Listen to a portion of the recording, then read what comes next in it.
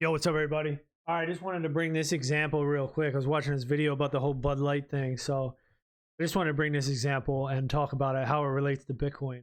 So here's this lady. I don't know who she is, but it really tickles me watching these men pour their Bud Lights down the sink.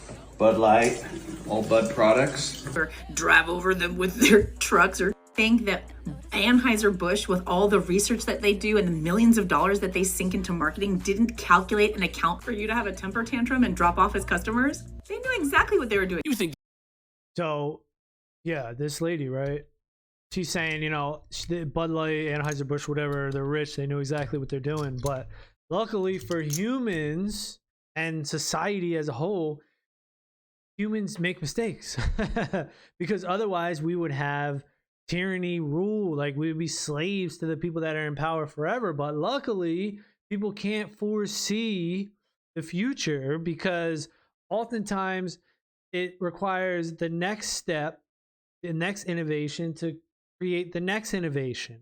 And you can't predict the current forward, like the current world that we live in forward, because you can't see the next step, and the innovation springs off of that next step that you can't see. So the smallest little innovation could change things in such a huge drastic way. You could look at Kodak as example, Blockbuster, Sears, Nokia, BlackBerry. These were huge companies at the top of their field. They had everything figured out. They had huge multi-million, billion-dollar industries, but they failed, right? Why did they fail? Because humans can't predict the future 100% accurate. And this is what's going on right now in the world, where we have Bitcoin out there and you have all these rich, entrenched people, respected people in society that have gone along with the status quo. They're well respected and everything, but yet they can't see the value of Bitcoin. In fact, they think Bitcoin has no value because they're missing the whole point. And hey, even I could be wrong, I could be wrong. But just to think that, the powerful people have it all figured out and that's that, it's all said and done, it's stupid, it's short-sighted, and it's obviously not true. We could pull up the examples again: Kodak, Blockbuster, Sears, Nokia, BlackBerry. I mean, there's tons of examples at companies that were huge and now they're just not even in business anymore, or they're just a shell of themselves where they weren't in business. I'm reading this book right now, Exponential Organizations, and they talk about how Motorola was huge into the cell phones or whatever, and they decided to go into satellites. They put billions of dollars invested in the satellites.